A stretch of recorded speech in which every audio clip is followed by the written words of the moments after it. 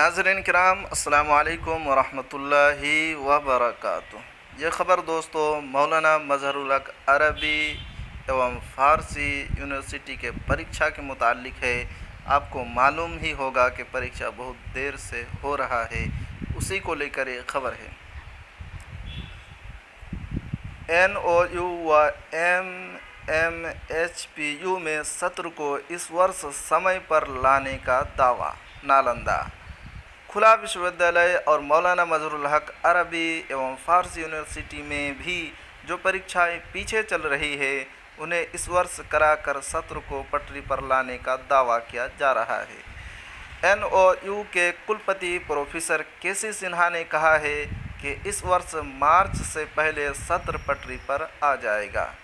वहीं मौलाना मज़हरुल हक़ अरबी एवं फ़ारसी विवि के कुलपति प्रोफेसर मोहम्मद आलमगीर ने भी कहा है कि पेंडिंग परीक्षाओं को जल्द से जल्द कराने का निर्देश दिया गया है।